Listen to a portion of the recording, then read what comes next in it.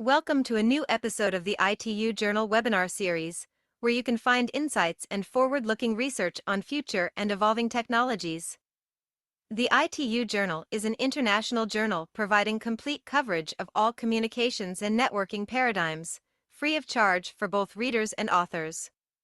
This publication considers yet-to-be-published papers addressing fundamental and applied research, building bridges between disciplines, connecting theory with application, and stimulating international dialogue.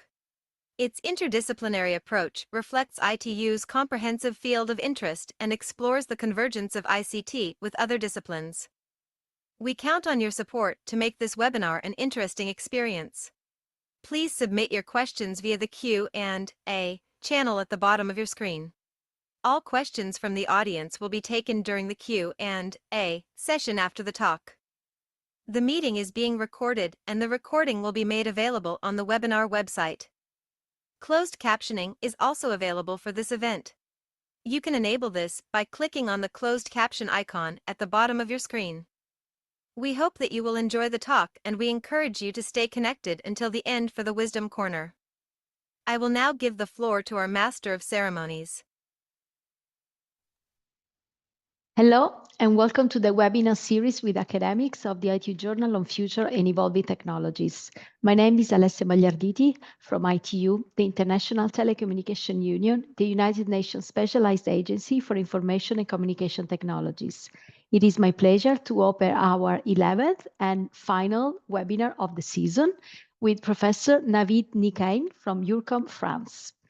So please submit your question via the Q&A channel, and we will address them to our speaker during the Q&A session. And as just announced by our avatar, after the Q&A session, I will moderate the Wisdom Corner, live lessons.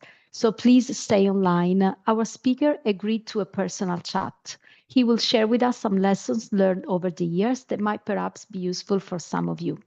It is my pleasure now to introduce Professor Ian Akyildiz, Editor-in-Chief of the ITU Journal and founder and president of TRUVA from the United States.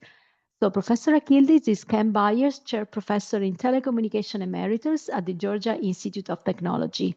Professor Akyildiz has established many research centers worldwide, including in South Africa, Spain, Saudi Arabia, and Finland. He's Editor-in-Chief Emeritus of Impact Factor journals and highly cited at the top of the most prestigious international rankings, visiting distinguished professor in several universities around the world. His current research interest includes 6G wireless systems, terahertz communication, metaverse, and communication in challenged environments. Professor Akyildiz, the floor is yours for your introduction and to present our speaker. Thank you. Thank you, Alessia. Distinguished guests, esteemed colleagues, and valued participants, a warm welcome to you all, no matter the time of day or your location across our globally connected world. First of all, I personally wish peace for the world, and hopefully we'll have a nice life, especially for the young generation. A lot of problems are going on around the world, and it's really sad to see.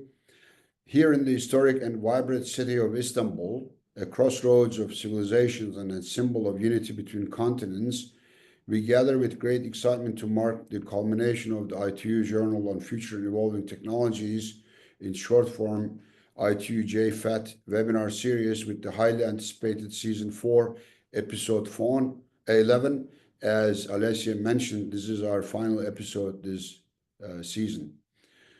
Today, we are privileged to host a leading scholar whose groundbreaking work has significantly advanced the field of wireless communications, Professor Navid Nikaein. Before we proceed, let us acknowledge the visionary mission of ITU Journal.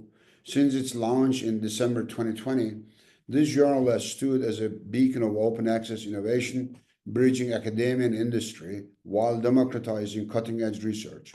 Every submission is meticulously peer-reviewed, ensuring that only the most transformative and forward-looking ideas shape the future of technology.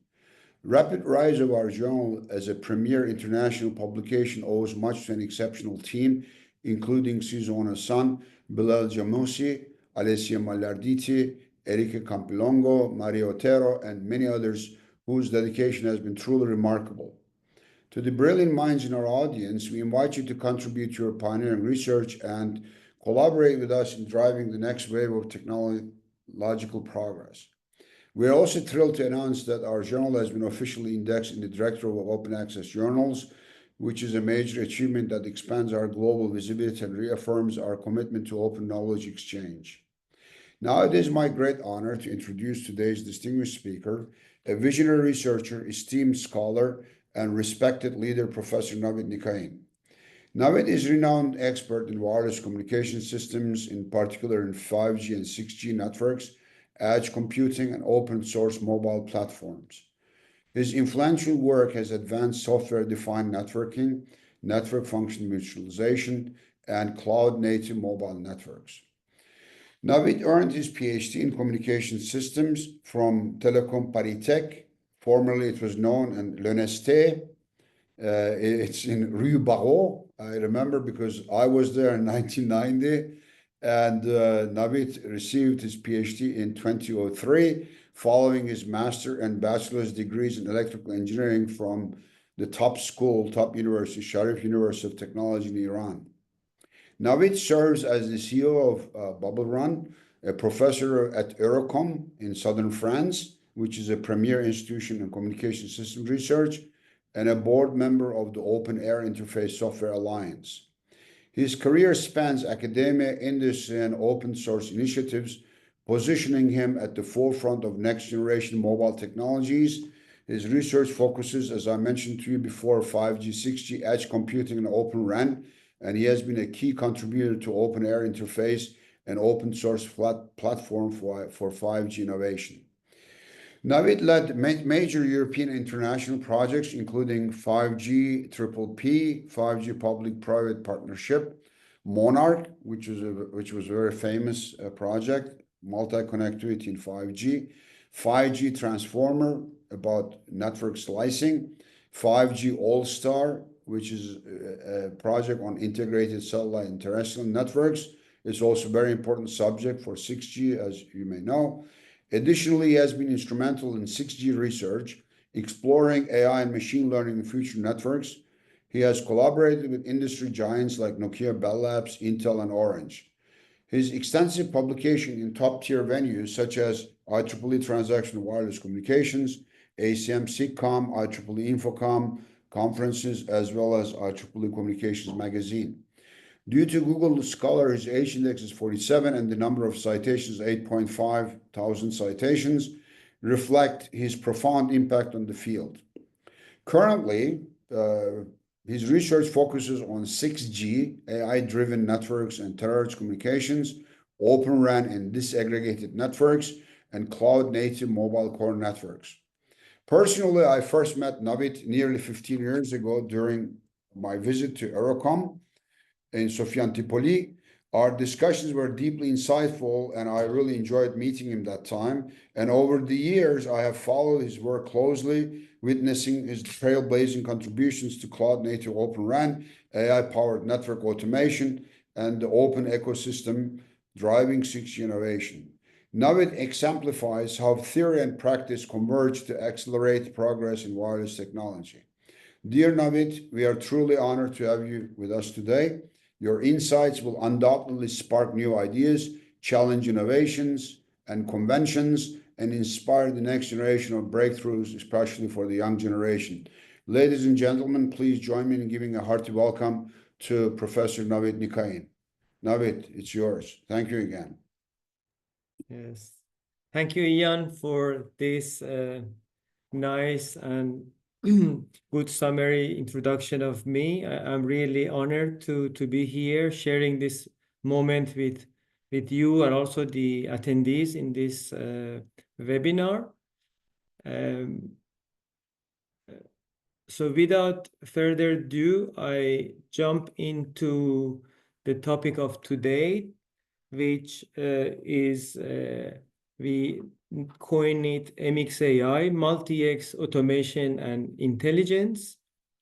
And the whole idea is to explore how intelligent RAN automations with the multi-agentic AI could shape the future of our network, and what are the trends, what are the visions, and what are the tools that could help us to go step forward towards more intelligent and more open networks of the future.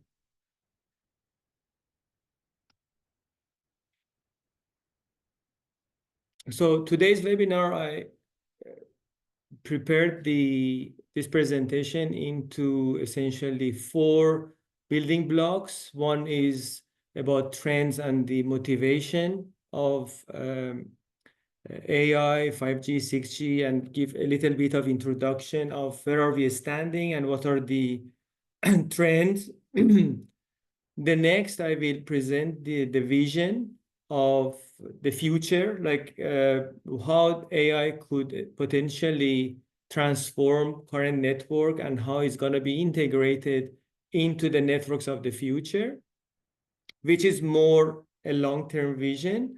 Then I quickly jump into a walkthrough example, which is try to ground us to what is possible today. So in essence, you see 2 extremes. One extreme is the vision, and the other extreme is a walkthrough example, which shows you what is possible today with the tools and the platforms and the knowledge we have today. Then briefly, I will introduce you MXAI, which is a multi-X automation and intelligent platform developed by BubbleRun, to show you how that could be of help. And then I go through the summary and some references and contact. So let's start with the first part, trend and the motivation. So let's start with 5G, which all of us are familiar with. Essentially, 5G, as it is specified by 3GPP, has 2 fundamental segments. It has a core network segment and the radio access network segment. In the core segment, the work of 3GPP was to provide service-based architecture, making sure that different network functions, they could associate and aggregate together to provide the specific services for the end user. So 3GPP completely evolved the 4G core network into a bunch of new network functions. Each could be scaled differently. Each could be used, let's say, for different type of services that originally has been identified by ITU. So it has the built-in network slicing capability in order to allocate different resources to different services and provide the quality of service for those slices. So this was one of the new innovations in the core network, and the whole architecture is essentially cloud ready. Here in the picture, we see that essentially the whole design is a service centric. It, for instance, could support different family of the services, and some of the network functions in the core network could be shared. For instance, in this example, we see that, for instance, a session management function or access mobility functions, they are shared across 3 services, whereas the UPF, for instance, user plane functions, are dedicated to a specific service. Some of them are placed in the cloud side, and some of them are very close to the RAN at the edge access side. When we look at the RAN, the evolution was a bit different. We had at one level disaggregated architecture. So you see here that the G node B, the monolithic G node B, has been splitted and disaggregated into new entities, CU, DU, and RU. We also know that CU is also splitted into CU-CP, CU-UP. This essentially allows to provide the multi-vendor capability to future radio access network, but also to be able to scale different network function and put them in different location as per service requirement. Another fundamental improvement in 5G was the flexible new radio, so 5G NR, which gives a significant amount of functionalities, configuration that has not been presented in 4G. And that was due to the fact that in 5G, they try to be multi-service, which we see here, multi-service. So the whole idea of this flexibility, for instance, one of the major features is a bandwidth parts, which could provide different type of frame format and services to different applications on the top. And we see that there has been a significant progress from 4G to 5G done by 3GPP. Moving forward, when we look into 6G, when we look at the core network, so core network is evolving towards the true cloud native, unified, and intelligent architecture. So there are a couple of concepts emerging, like a microservicing for auto-scaling the network function, like having the user plane function at the edge or even integrated with the G-Node B to reduce the latency, improve the efficiency, teleco-grade APIs to expose the core network capabilities, and universal subscriber access. When we look into the RAN has evolved into disaggregated, open, software-driven, and also data-driven intelligent architecture. We see from the different initiatives that we saw in the ecosystem of telecommunication, 3GPP, and more generally 5G, 6G. So one is, for instance, vRAN, which decouples network function from the hardware, software from the hardware. SD-RAN, which enables programmability and introduces the separation of the control plane and the user plane. O-RAN, which provides multi-vendor interoperability and introduce open interfaces and unlock the fact that we could do the programmability that was introduced in the SD-RAN, but in a multi-vendor environment. And AI-RAN comes on the top and introduce AI-ML, Gen AI for data-driven optimization and decision-making. So the focus of this webinar is more on the RAN side. I don't cover the core network in this webinar. So we go a little bit deeper into the RAN. So when we look into the O-RAN revolution, so O-RAN has done significant work in opening up the radio access network. We need to know that the radio access network was quite closed and was mainly driven by the vendors, and the whole idea and philosophy of open, neutral, and standardized interface and hardware software disaggregation has been motivated by operators. So operators were pushing the vendors to open up their system so that they can actually have more visibility, more control over the radio access network. Radio access network being the last mile towards the end user, and optimizing the radio access network, having observability is of essential. And this actually gives birth to the ecosystem of xApp and RApp for network optimization. So O-RAN defined new network functions, for instance, near real-time RAN intelligent controller RIG, and SMO, service management and operation framework, and also non-real-time RIG, which is the difference would be the time scale between the control domain. And we clearly here see that we have a control domain, which is a RIG, RAN intelligent controller, and we have a management domain. So these are all having different time scales.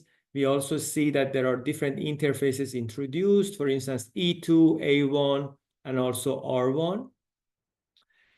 This xApp and RApp gives birth to a new model, which is a network app store. So all of us are familiar with our smartphone app store. But again, here, it could be to have a app store where developers could develop network application and then operators could potentially use them. Obviously, there are quite a lot of security concerns that must be considered, but it gives a new business model and monetization strategy for operators to monetize their network much better than what they are doing today. And another important fact in O-RAN is that the decision-making process, which is essentially happening in the control plane, is decoupled from the network structure. So this is essential because it fosters innovation and multi-vendor ecosystem. So as I said, O-RAN has been pushed by the operator.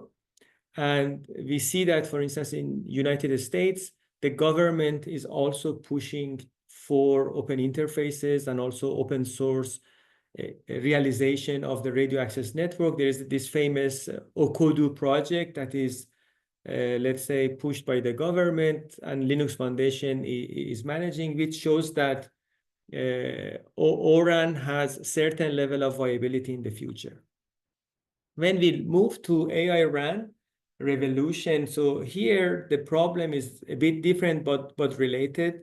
We are looking into making the network more intelligent in terms of network operation and optimizations. Here on the right, you see the picture from AI-RAN Alliance that shows different type of usage of AI with the RAN. So one would be AI for RAN, so you embed AI in the RAN. Another one, AI on RAN, so you essentially develop new AI-based application enabled by the radio access network. It is on the top. It is not built in. And AI RAN is essentially sharing the resources between the AI applications and the RAN. So essentially asset reutilization. So we see a strong interplay and synergy between AI RAN and O-RAN. Essentially, AI RAN needs APIs. We all know that the Gen AI LLMs, they are very much efficient when it comes to the APIs. And these APIs essentially could be O-RAN.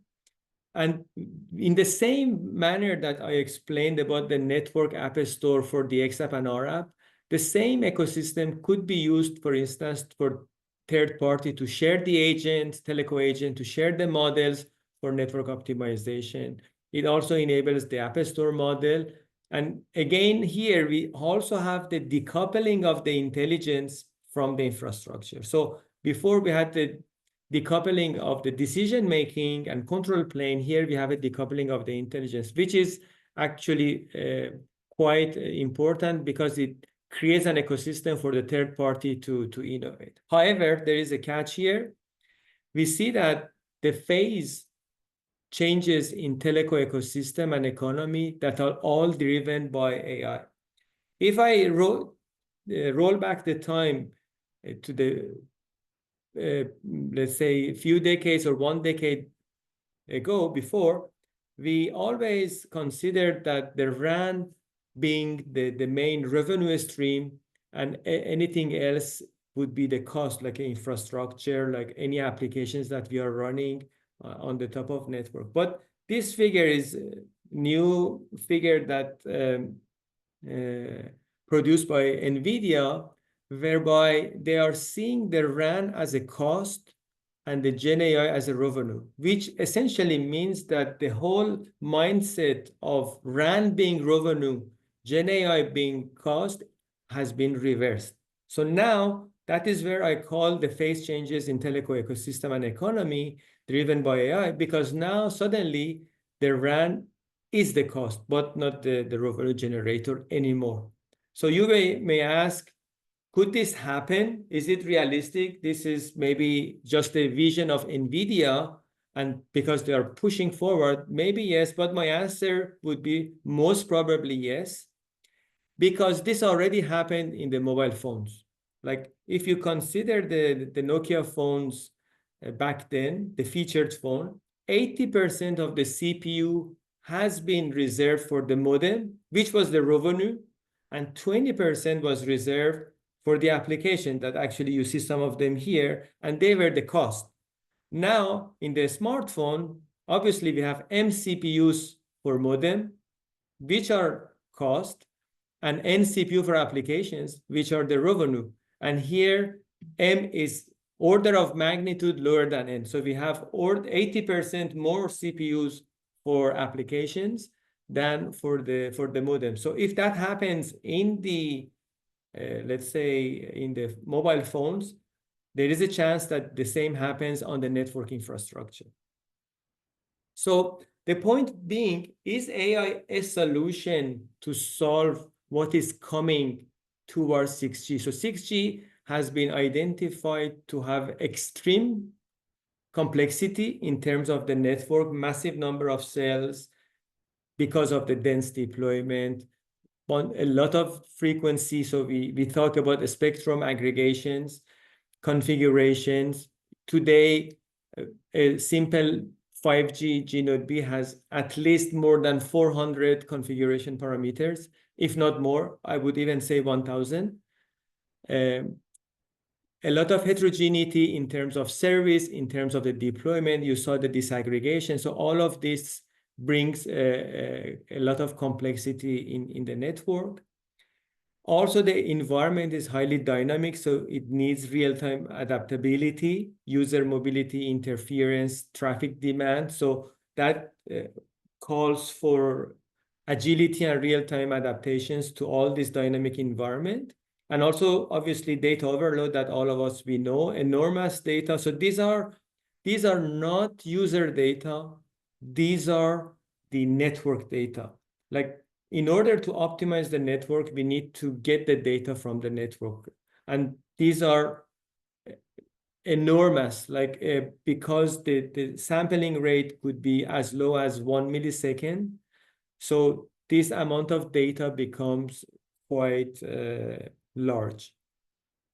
Now, if we look at the current AI landscape, what the community of academia and industry are building, the major, let's say, target and the major vision of today that we are seeing is building autonomous network agents that are empowered by Gen AI.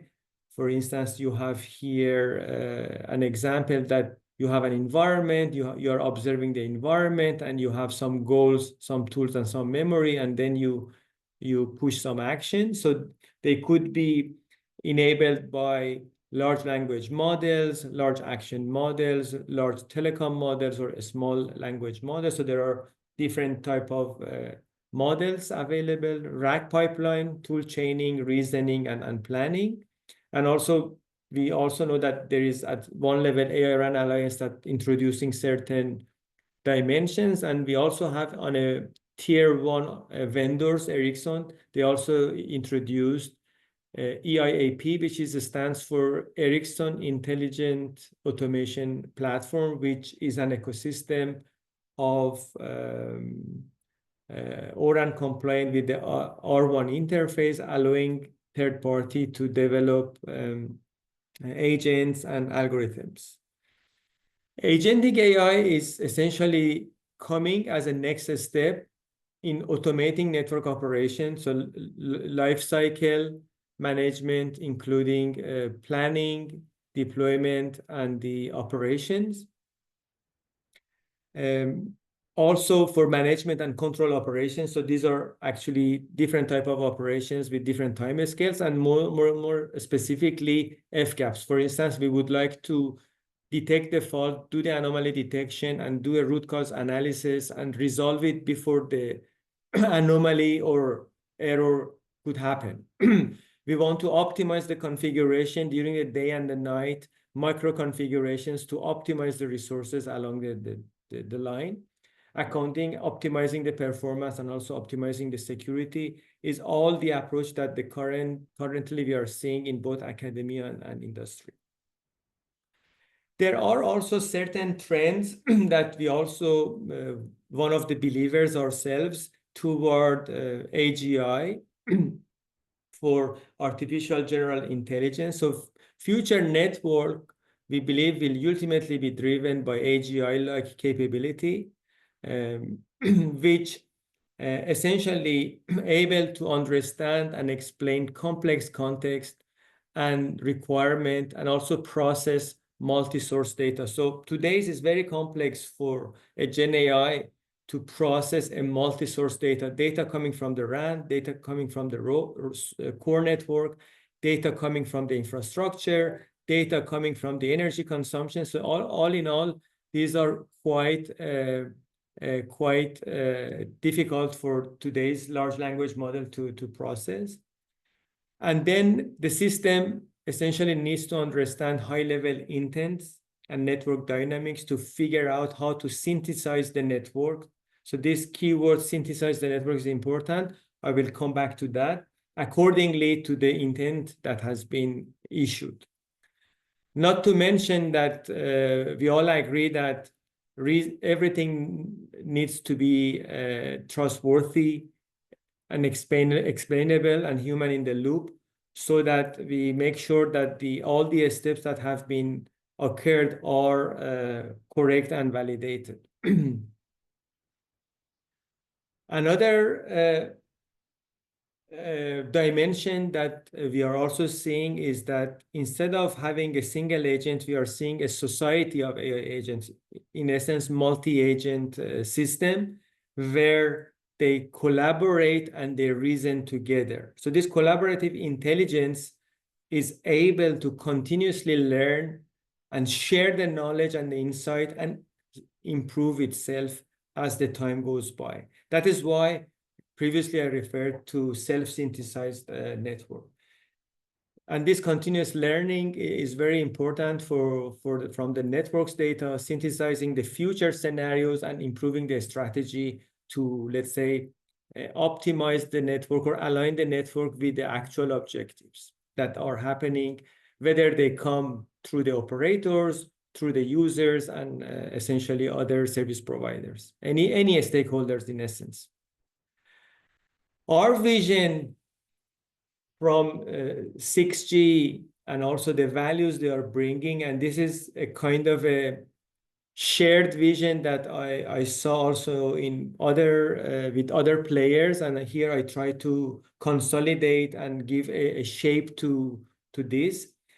One of the main value added of 6G is to provide novel insights, such as, for instance, sensing, positioning, and the time. So this really goes beyond just the communication, very important.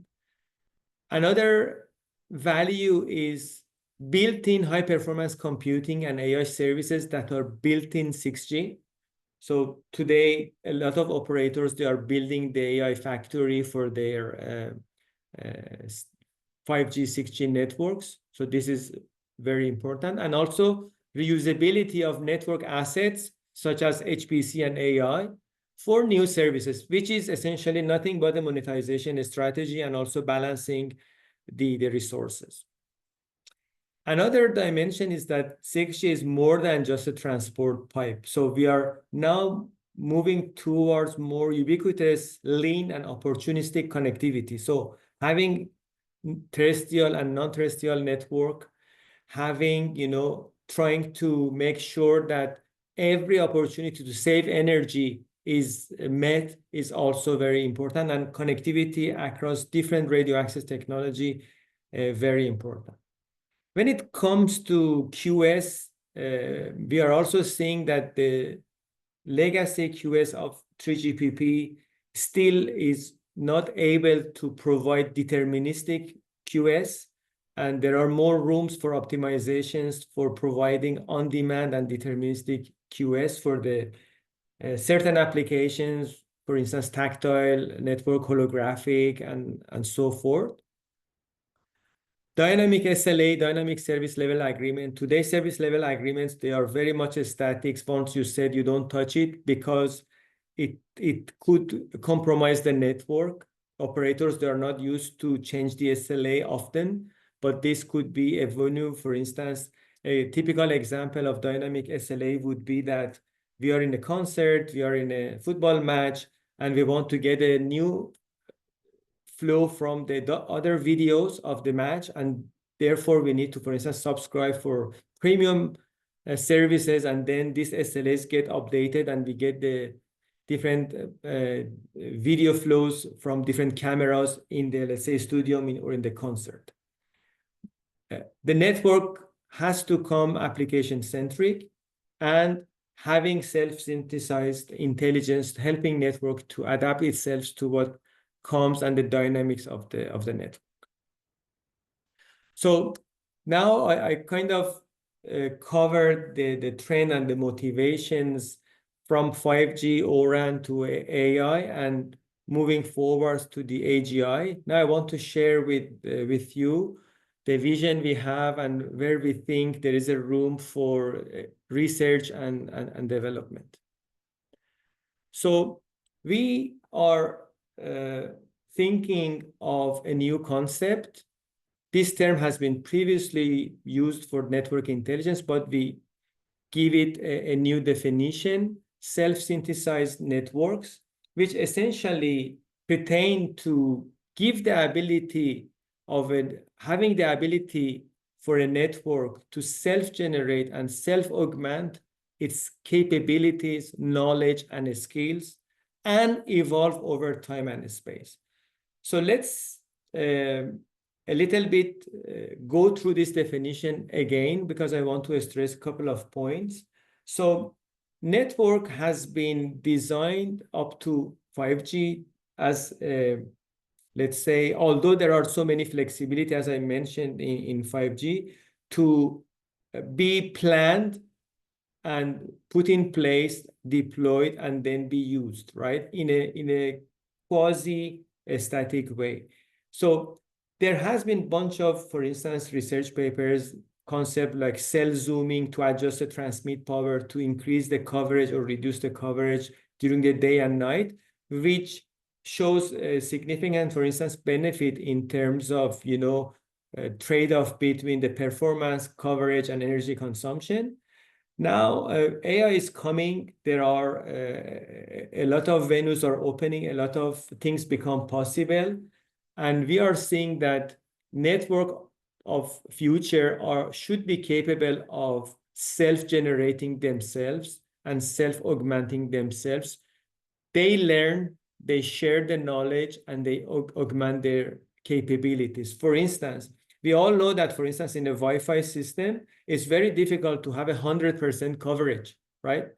The problem of coverage could be nothing but a problem of self-augmenting capability of a network to make sure that the coverage during the day and night is maintained based on the performance requirement and the SLAs that the users sign up to.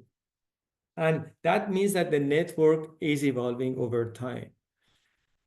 So you might ask, what are the enablers for this SSN, self-synthesized network? So we have identified 4 pillars that are enablers as we see today to realize the concept of self-synthesized network. So one of them on the very bottom is the zero-touch automation. So automation is the foundation, assuming that you have a network infrastructure in place, 3GPP, O-RAN, everything, let's say, is in place. Zero-touch automation is essentially very much important, and the fact that the approach is more declarative and intent-driven. On the top, we have collective intelligence. So this is not a single intelligence of a single agent with a single model, but rather is a multi-X collective intelligence. So it's a multi-agent system. Each they have different agents, different models, and they collectively try to cooperate and solve the problem. On the top, we have open ecosystem. So this open ecosystem is the best term we found to describe what we mean, which is essentially a space where the agents, the knowledge and data, everything is shared and negotiated and mediated. And finally, on the top, we have a new human-machine interface, right? This interface is not the interface we are thinking today. For instance, some may say the interface could be chatbot, the interface could be intent, but there are a lot of rooms for agent to agent, human to agent, and human to network, and agent to network interfaces that are open and yet to be explored. Moving forward, so here I want to show you in a more classical way how they are actually linked together to realize this concept of SSN. So at the very top level, human to machine interface. So this essentially, we need a much better way to communicate with the machine. Machine being a generic word that includes obviously the agents too. So today we can think of intent-based. Tomorrow we could think of metaverse, AR, VR to have a interaction and communication with the machine. Open ecosystem where you have a reusable environment, negotiation, collaboration, and mediation are happening to come to a consensus, and then sharing the knowledge insight among different players, stakeholders on the top.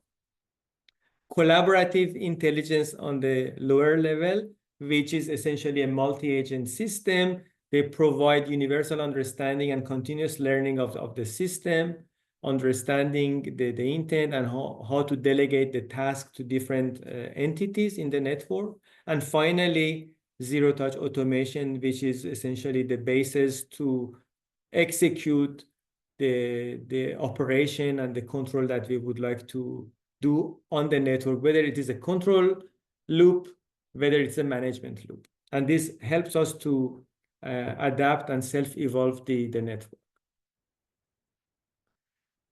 Going a bit deeper, so here is a representation that shows on the top different interfaces like human to machine interfaces or agent to agent interfaces that they essentially interact with the open ecosystem that enables collaboration, negotiation, and mediation across different parties, and then goes to the automation layer with a standardized teleco API. Could be ORAN, could be something that will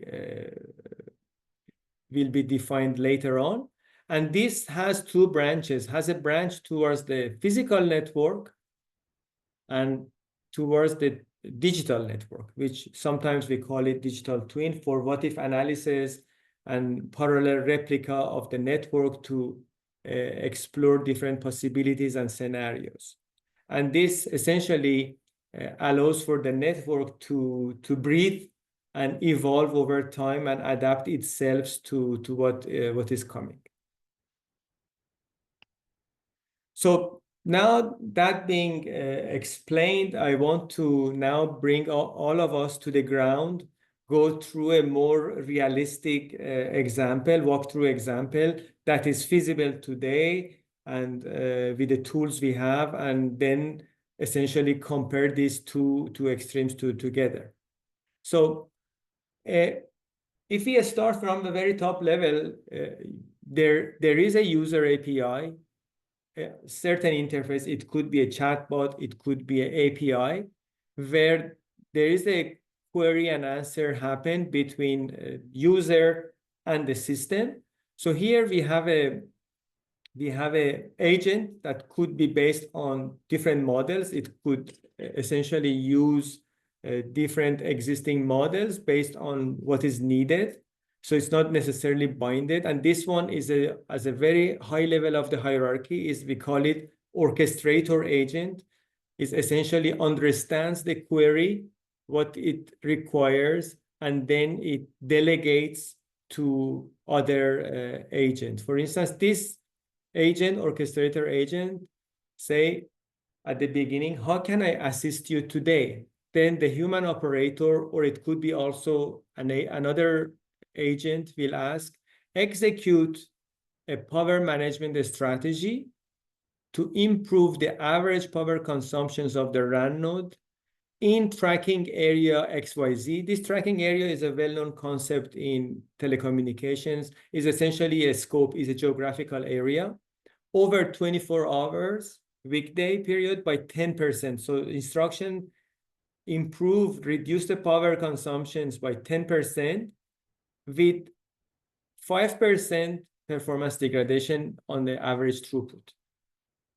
So once this is received by the orchestrator agent, says, sure, give me a moment to figure out what is the best strategy. I'm considering, so now it is considering 3 possibilities. Allocating less resources in the XY region deployment. So this goes to the problem of the resource allocation problem. 2, updating the network blueprint and configuration. So now I go to the radio access network, I tune the configuration file and the network deployment to reduce the energy consumptions, or I deploy an xApp and RApp to go to the control loop optimization and try to optimize the performance, optimize the energy consumptions and reach the goal that we set at the beginning. So then what is going to happen is that the orchestrator agent is going to delegate an agent, a specialized agent, to explore these 3 possibilities, right? So this is where task-specific agents come to the picture, and that top-level agent is just nothing but a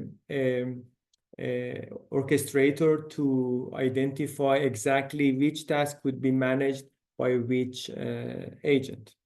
Going forward, orchestrator agent talks to the Kubernetes agent. So this, we go to the infrastructure. So imagine there is an agent for managing the infrastructure resources, and instruct reduce RAN power consumptions in the given tracking area by 10%, evaluate options such as dynamic CPU memory scaling, node hibernation, or pod affinity, anti-affinity rules, placement to reduce the energy, and recommend changes with significant power saving potential. The agent, Kubernetes agent, will come back and say, okay, I recommend implementing dynamic resource scaling and node auto scaling based on the traffic pattern that are coming in the tracking area XYZ. And then additionally, it could deploy, for instance, a scheduling policy to consolidate workload in the fewer node and turn off some of the nodes. So this would be the result coming from the infrastructure. We move forward to the SMO, which is in charge of management and operation. So in this case, the SMO agent will say, I can reduce the channel bandwidth. So instead of, let's say, 100 megahertz, I can bring it to 50 megahertz during the low demand hours, for instance, during the night, maybe reduce the cell coverage to go towards the low power usage.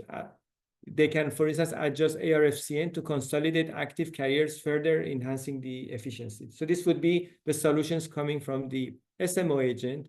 And when moving forward, now we go to the control subsystem with the xApps and RApps.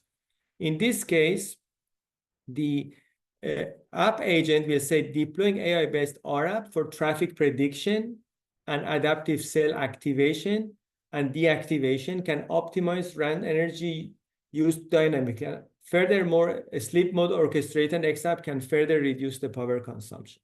So these are different agents coming with different solutions. So we have now 3 solutions.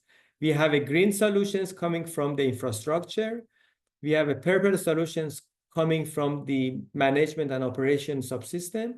And we have a dark red solution which coming from the control subsystems. Orchestrator agents think and say, okay, the green solution is unlikely to give a better outcome than purple and dark red. So let's discard it. So the green solution is discarded. So now there is a choice to make between the 2 latter solutions, which is the purple and the dark red. So in that case, the orchestrator agent says, okay, let's evaluate this in a digital network, in a digital twin environment. So it essentially ask the DT agent, digital twin agent, to deploy a network in a time-accelerated simulation to see for instance, for 3 days accelerated network simulations to see how much power consumptions could be reduced during this accelerated time, and then come with the results. And this DT comes and say, I see best outcome in the second twin with a 12% power saving and 1.3% quality of service degradation in terms of downlink and uplink throughput. So this third one was the one that related to the xApp. And then moving forward, the orchestrator agent say, I recommend deploying an RAP for traffic prediction and adaptive cell activation, deactivation to optimize RAN energy use dynamically. And this solution led to 12% decrease in power consumption and 1.3 degradation in downlink. And then ask the human operator, should I deploy this? Human operator say, yes, you can proceed. And then orchestrator agent will deploy the solution and say deployment is done. So this is a typical example where it involves an orchestrator agent, specialized agent, and also human operator in the loop, and then coming back with the DT and then applying the best solution into the real network. So with that, I covered a walkthrough example where we could see how this collaborative agent, they can work together, they can communicate and bring the best solution to optimize the network performance. Now I go a bit more towards the tools that could help us in order to validate this concept and bring more clarity as of how much in reality the performance would be optimized and improved. So MXAI stands for Multi-X Automation and Intelligence Platform. It is essentially a LLM-powered agentic platform that accelerates the automation and intelligence in the network. So it comes with the modular and open ecosystem, specifically with the development kits. So for instance, you see here xApp, RAP software development kits. You see also AI agent development kits, and also the core, which provides the end-to-end intelligence. So essentially, it gives us a bunch of tools in a form of the development kit, allowing to innovate and develop logics, develop applications, develop agents, and try to benefit from this collaborative multi-agent environment to optimize the network. One of the features is that it is a standard aligned, so it is following 3GPP and ORAN, so underlying network is 3GPP compliant, and it supports R1 and A1 interfaces. And you see here that vendor A or third-party A could deploy xApp and RAP, and vendor B, for instance, could deploy the AI agent on the top, and then the result would be seen in the data lake, and this allows to have observability of the whole system in one place. Moving forward, so this is essentially the architecture that we saw. We have a user interface, user API at the very high level, which is essentially the intent, which allows the human to interact with this multi-agent collaborative system through the queries. This interface could be as sophisticated as a metaverse, as simple as just an intent and API. And then we see here the system of the multi-agent system. Through the automation layers, they can interact with the physical network, but also digital network with different replica that could, each of them, they could perform what-if analysis. If moving forward, so in nutshell, this orchestrator agent could, for instance, as we saw, talk to the SMO for the real-time observability and deployment actions. It could talk to the RIC and xApp and RAP for the deployment, and also FCAPS, for instance, fault configuration, accountability, performance, and security to perform anomaly detection, predictive maintenance, or even optimizing the network planning. And we see that one of the items here is this open ecosystem, this MX Hub, where new applications, new data models, and also new knowledge base could be shared among these agents, and they are also interacting through this twin environment. So in essence, the benefit of this approach is first is that this industry-aligned platform, which provides 3GPP and O-RAN compatible platform, allowing to integrate any xApp, RApp, and AI agent on the top, automated operations. So the automation layers that we saw is quite of essence to make sure that any actions could be deployed automatically. Accelerating R&D, this is essentially enabled through the development kits, the same way that the development of the mobile application has been accelerated through the Android SDK and iOS SDK. In the same vision, here we are accelerating the R&D by providing a brand new network software development kit to allow developers to, and also vendors and operators to innovate, and flexible integrations because it is standard compliant and has a lot of APIs. With this, I also finished a very brief picture of MXAI, what features it could bring to the community and how it could be useful to use it as a tool to do more research towards 6G. Now, I want to conclude and give you some takeaway messages. So the first conclusion I want to make is that the phase changes in telco ecosystem and economy driven by AI. So we saw that in the new perspective, the radio access network is the cost and the Gen AI is the revenue. That significantly, as you see here, showing the shift of this ecosystem and the economy of the telecommunication network, and all of them has been accelerated and has been started through the introduction of the AI.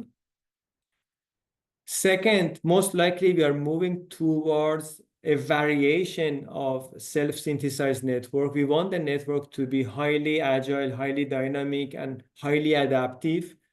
And we think that AI is the way to provide this capability to us. There are many questions unanswered in terms of energy efficiency, in terms of applicability of AI to the whole system. So a lot of research must be done. But the fact would be that we are looking into a self-optimized network that could learn and could adapt itself. And we put all of those under the umbrella of self-synthesized networks. Automation, intelligence, and open ecosystem and human-machine interface are the pillars here to enable such network. Without them, it is not possible to go towards a more dynamic network. And finally, MXAI, which was built on the top of 3GPP and O-RAN system, it has advanced multi-agent AI systems, which gives the possibility for agent-driven telecom network operations and optimization. So with this, I conclude my webinar today. I want to share with you also some of the showcase early prototype that we did together with some partners. So there are some videos available about the things I explained to you, together with some QR codes to scan to access some resources. And with that, I would like to thank you for your patience and your time here. And now I'm open for any questions. Thanks a lot, Navid. Very nice, excellent presentation. Yep. And we are waiting for some questions from the audience. And please use the Q&A box for your questions. The good news is we had like almost 30 people, and some of them wrote that where they come from. One of them is from Liberia, from West Africa. That's Another cool. one is, yeah, it's very nice, really. So it's like worldwide. Another one is from Serbia, and then of course we have many other also friends from US and from Europe. So I recognize their names. So while we are waiting for questions, let me start my questions and then hope that will encourage some other participants to ask their questions. I like your MXAI agent solution. And one of the challenges is, especially for zero-touch network management, it requires seamless orchestration or across different vendors and domains. And so in other words, interoperability across multi-vendor systems. And as you mentioned, I'm just adding to your explanation that MXAI is an excellent solution for this problem because there is a lack of standardization machine learning model formats, telemetry data, and APIs, and they are slowing down the integration. So your solution could really help this problem, which you're trying to do, like, you know, you're promoting open standards and trying to solve this cross-domain machine learning model translation. So I believe that it has really a good future, in my opinion. So thanks for your presentation there. So I have some other questions, and I would like to get your opinion. These are more, you know, getting your vision view on this. So when you look at these real-time decision requirements for the future network management problems, as you know, that 6G will operate in through like very ultra-low latencies, you know, less than even 0.1 milliseconds. And then we need very fast decision makings. And as you know, the majority of the AI models need time to process, especially deep or complex models like GNNs, for example. What are your opinions or solution ideas for this problem? So I just want to get your opinion. This is really a good question. So there are different dimensions I need to cover to answer your question. So it's a broad question, Navid. The very first one is that we believe that if the delegation is done properly, this smaller agent, so if the top level agent tries to clearly identify, and assuming that those specialized agent, task-oriented agents are deployed at the edge of the network, which are very close to the RAN, so they are not really deployed at the data center. So one dimension is deployment of those agents really close to the radio access network at the edge. Like at the edge, right? Yes. The other one, there are a bunch of techniques like quantization, you know, to kind of reduce having a large memory. There are like standard AI experts, there are a bunch of techniques to reduce the latency. But breaking down a big intent into a smaller and delegating in parallel to multiple agents which are collaborating and sharing, that is why I stressed a little bit on open ecosystem, would really help. I would say when we look at the physical layer, MAC layer, and RLC, we are really seeing, as you said, millisecond and sub-millisecond latency. As we are moving forward, like in ORAN, the near RT-RIG, that is the reason they call it near RT-RIG, because essentially, as you get further away from the base stations, maintaining that real time becomes challenging. So they have time scale of 1 to 10 milliseconds and 200 milliseconds. And as we go up to the management, the time scale increases. I would argue that those agents that are really down to the system, some of them might be in the future built in the RAN, right? I didn't talk about that. It could be that some of the agents are built in within the RAN, right? So that means that at some level, if this hierarchy and this collaboration works, we should be able to break down a big task into a smaller one, delegate, and execute directly at the cell site, right? Together with a bunch of AI techniques like quantization, you know, specific models and so forth. And doing also more parallel processing, right? When Yeah, you exactly. cut And them, that GPU is good for anyway. Exactly. And then, you know, through parallel processing, you can accelerate everything and have fast responses. And also maybe you can use some machine learning techniques which are event driven, so that you can Yes. also reduce the processing time of these machine learning techniques. So thanks God, we have a question. Actually, I read through it and then I really like it. He has, you know, the person unfortunately tries to remain anonymous. Usually I don't accept them, but still. So I like the questions. So how can, you know, his question is, how can distributed apps can be integrated into the orchestration of ORAN applications to enable hyper-reliable and low latency communications, especially in scenarios involving the deployment and coordination of multiple apps? So that's the first part of his question. Shall I repeat or is it clear? Can you repeat again? I have partially You can also answered, see that in the Q&A box, Navid. How can distributed applications be integrated into the orchestration of ORAN applications to enable hyper-reliable and low latency communications, especially in scenarios involving the deployment and coordination of multiple apps? Yeah, I have maybe two answers for it. When we are talking about we need to decouple the distributed app from the interface. When we are, for instance, implementing or designing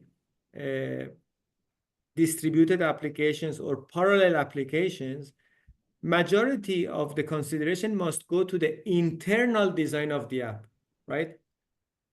Now, the fact that that app uses ORAN interface or 3GPP interface or for instance, AI interface is something completely complementary. So I would answer that at one level, it has to do with the design of the app itself, because when we implement it in a distributed way, it means that there is already inter-app communications that is not using the ORAN. Now, in terms of orchestrations of this distributed application, I would say one easy way to orchestrate those applications, I come back to your previous questions, is a time scale separation and also separation of the concern, right? Yeah. If like we could easily dispatch this type of applications based on the time they are requiring, the latency, the time scale, but also whether they are related to the control subsystem or management. I give you one example. In ORAN, there is this R1 interface that they define. It is there.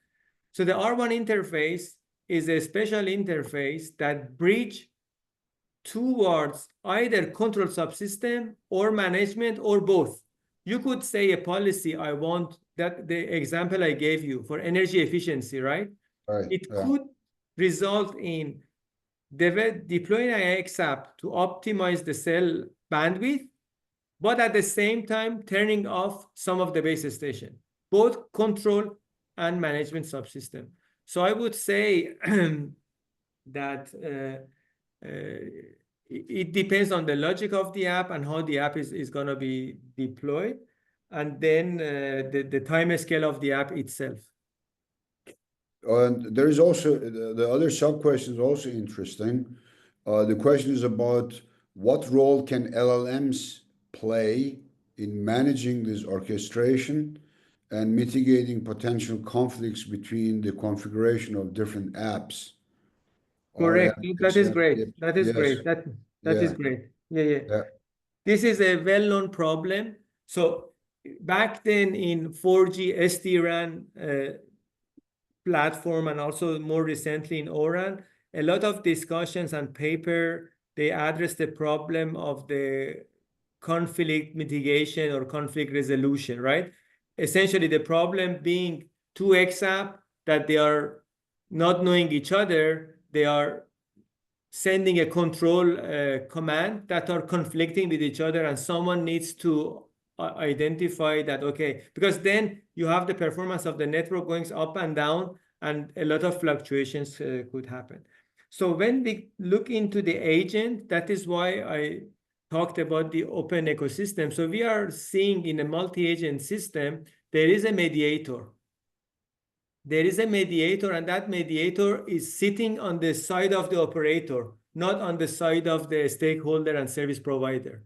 So that mediator agent could receive this intent, right, and then try to resolve the conflict or negotiate. That is why, again, I mentioned negotiation. If you have two stakeholders accessing this, like a slicing is a perfect example. A slicing is where you are sharing the network, right? It might be that two service providers want to change different parameters for their slice, but they are conflicting with each other because one wants to do energy efficiency, the other wants to do performance improvement. So this is the job of mediators, to negotiate and find a compromise between this intent, right? This is, let's say, we did some evaluation in terms of whether this negotiation and mediation should be distributed or centralized or decentralized, and it proves to be centralized being a little bit better in terms of performance. But regardless, there are a bunch of research could be done towards solving this conflict mitigation using agents. I don't have an answer for that because it's very new. It's very new. Yes. You know, you mentioned about centralized mediator, but then it could be a bottleneck. So yes, sometimes absolutely. it's better to have multiple mediators, exactly. but you have to Decentralized, somehow yes. look Yes. at their coordination, cooperation, right? For Yes, that, absolutely. for that, Absolutely. you may use our game theory models from the cognitive networking, dynamic spectrum sharing. Remember? Yes, So we yes, can I do read it. that paper. Yeah, absolutely. I think there are, that's why I said there are a lot of rooms to elaborate different architectures and how these agents, because whether we like it or not, we are moving towards multi-agent systems. There Exactly. is no way backward. So Yeah. that problems is surfacing already. You know, you already we Yeah. received the question. Yeah. Yeah. And I wish this anonymous person would reveal himself or herself. I like his or her question, so I hope he will let us know. So I have one more question before Alessia can take over. This is again a general question. I want to get your opinion about security and adversarial AI threats. So as you know, everybody is like, of course, talk about AI and machine learning. And somebody asked another question. So AI itself can be a new attack vector, as you know. For example, poison Yes. models or adversarial inputs. So attackers could manipulate training data or interfere with inference in real time. So what do you think that how we can avoid those problems? It's also a research problem, but what do you think No, about? this is also a very, very important question. We have a European project, and I was analyzing exactly this. I think agents are perfect to attack the system. With this level of knowledge and intelligence they can gather, they are the attack they could provide, the vulnerability they can find, order of magnitude higher than, let's say, just an algorithm and application. So I would say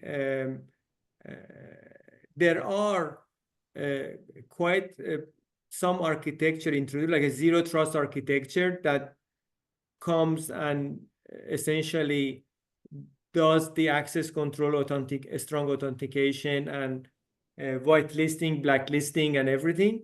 Exactly. I would say moving towards zero trust architecture, that is one level. The other is really to that mediator agent. We did some research on that. They could, so, each agent, this is, let's say, let me elaborate here. Agent essentially in a multi-stakeholder system, they could have different personality. You can have an agent that is agreeable. You can have an agent that is toxic, right? or an agent that could be malicious, right? So Yes. this is the job of the mediation, again, open ecosystem, to identify, and all of those could be, let's say, specified, like say, okay, what are the patterns that we exclude, right? You can also see it in our society, different countries, different persons, exclusion, inclusion. So I would say in certain way, we need to, the mediator agent needs to identify the personality of the agent, and then we saw that the mediator agent could convince any malicious or toxic agent to cooperate, right? Yeah, it goes towards what you're saying is there are these AI-specific threat intelligence platforms. Yes. So it goes that direction, right? So that's what you're suggesting. Yes. And then also, like, there are many papers on federated learning, so maybe focusing more on the secure federated learning schemes. So I think this is also open question. Actually, I asked you just to get your opinion, but these are all open questions, as you know. And there is also a request from Yongchao Dang or Dang. He or she is from Aalto University in Finland. He wants to collaborate with you. And I suggest Yongchao to contact Navid directly and hope that you two can connect and then work together. So please feel free to contact him. And there are no other questions. Sure. I thank you, Navid. It was fantastic. We always enjoy these webinars, and you are also one of the super ones. And Alessia will take over now, and will ask you some career questions and personal questions, or life lessons, we call it. And just to let you know, and also the audience, Alessia doesn't share these questions beforehand, so that it's just spontaneous and just sharing your life lessons with the audience. So Alessia, please take over. Navid, thanks a lot again. I'll be back. So yes, thank you very much for organizing this. Thank you. Thank you very much, Ian. So thank you to our speaker for your excellent presentation. Now we move to the Wisdom Corner, live life lessons, which aims to offer a unique and special angle to this series of webinars, so adding a personal touch. So I would go with my first question. Looking back on your journey, what is the most valuable life lessons, or even a failure, that you have encountered and that shaped your path? And how can this lesson inspire or guide those attending this webinar?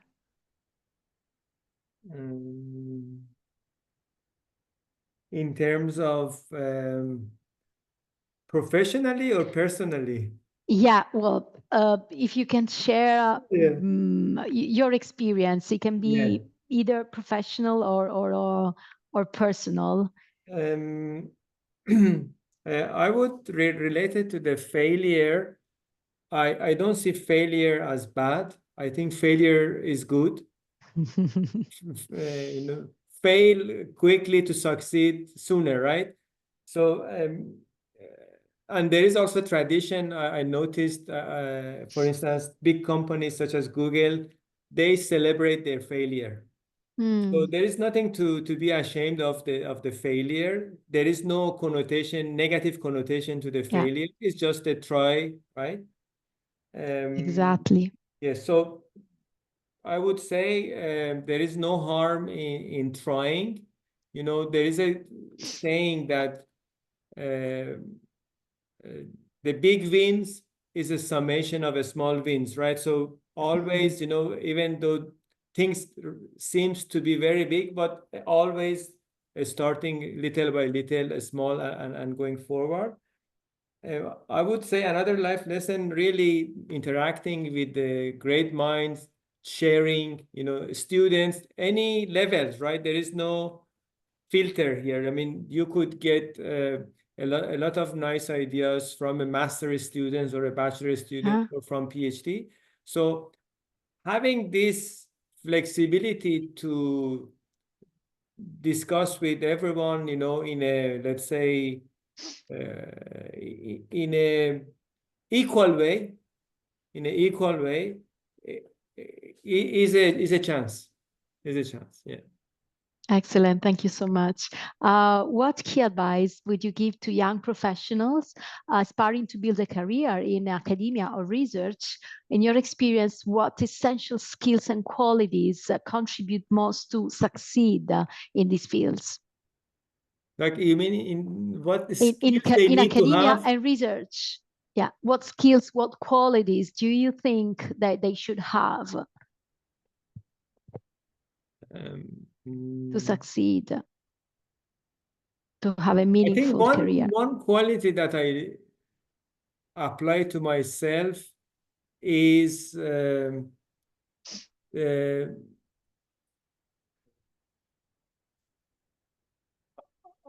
like, let me give like a starting. Navid, while you are thinking, let me give you some time. So thinking, I want fail, to. F-A-I-L, means first attempt in learning. Yeah. End is not the end. In fact, end means effort never dies. If you get no as an answer, remember no, N-O means next opportunity. Good. Thinking. Thank you. You really encapsulate it nicely. I would say, by coming back to you, like, I would say, I say this to my students, doing a research is about time, energy, is an effort, right? And it's very important that we use them consciously and correctly, right? Today we talk about energy efficiency of the network, but we need also ourselves to be energy efficient. This is the only dimension we can control. So finding the right problem, right? And truly solving it, right? Because a starting task is easy. Everyone could start many projects. Finishing is the part that is very difficult, right? So finding the right problem, then truly going deep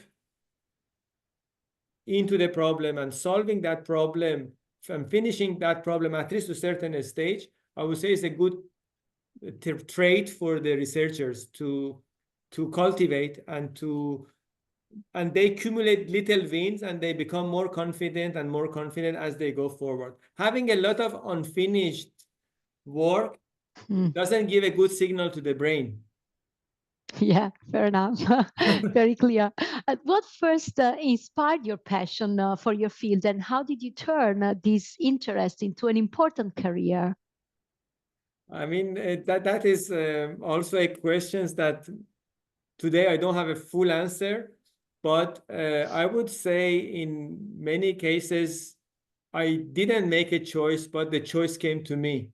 Okay. So it's a combination of like opportunity being open to you and you choosing the opportunity. Like all of us, I think we need to listen to the things that come to us and do not ignore them, right? That is what I did.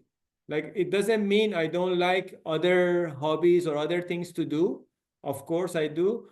But at the same time, I was listening to what comes to me as well. And I followed my instinct as well towards that.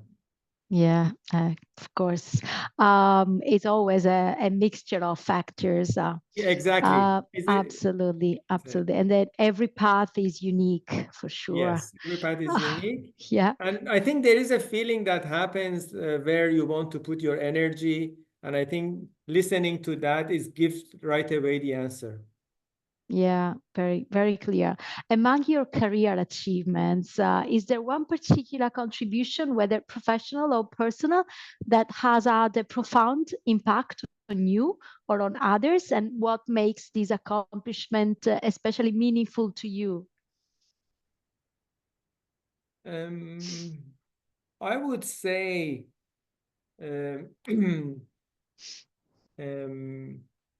So when I joined Eurecom as assistant professor in 2009, right? So I was working with two other professors, Professor Knopp and Professor Bonnet, and they have been starting the open source project that we know today, Open Air Interface. I don't know if you know this project or not, but this is essentially a project whose objective was to provide an open source platform for 4G network from A to Z, right? So this was a collective action in the faculty. So normally the faculty, if you go back in time in 2009, not today, professors, they don't like to do developments, they really want to do fundamental research and getting reputation and become really well known. And we were a couple of professors at Eurecom back then. We were like those Black professors that, they are doing something unorthodox, something like development, which is more engineering work, but we were looking into 3GPP. And it turns out that it was very much rewarding for us to learn the system and propose innovations and R&D that are aligned with the industry, right? Something that could come to life because today the expiry date of everything is very fast. So it's better to do something that is useful as opposed to something that nobody's gonna see, right? So at one level, the fact that we open source and share the code with community, suddenly, we had a community internationally, like a large number of people interested in the code, start using the code and, coming to our workshop. And that was quite rewarding. It was a teamwork. It wasn't my doing. It was a teamwork within the Eurecom. And then it led to the creation of the Open Air Interface Software Alliance membership, and then the 5G stack and all of those things. I would say that was, quite an achievement in allowing all the universities in the world to be fluent 4G and 5G. I can tell you this, we were back then the only one could talk fluently on specific 4G, what is this, what is that. Now I go to any meeting in any European project, everyone is fluent with everything. My assessment is that we paved the way through Open Air Interface, and later SRS RAN came, later other Amarisoft came, and this become more popular, right? It paved the way towards that. I think that was one achievement that I think was quite significant and impactful. That's a perfect example. Thank you so much. Really excellent. Thank you for sharing with us your experience, your lessons. Ian, we are back. Okay. Thank you again, Alessia. Also, thank you, Navid. Just before we leave, there's this young fellow from Liberia, Alfred Forle. He had a couple more questions, but I would like to encourage you to contact Professor Navid personally. Yeah. And you can ask him your questions, and I'm sure he will help you, Alfred. Thank you for your interest. And thanks to the entire audience for staying with us the last 1.5 hours. I thank you, Navid, for a very nice presentation and also Q&A, as well as your life lesson sessions. So I hope to meet you again. Yes, me too.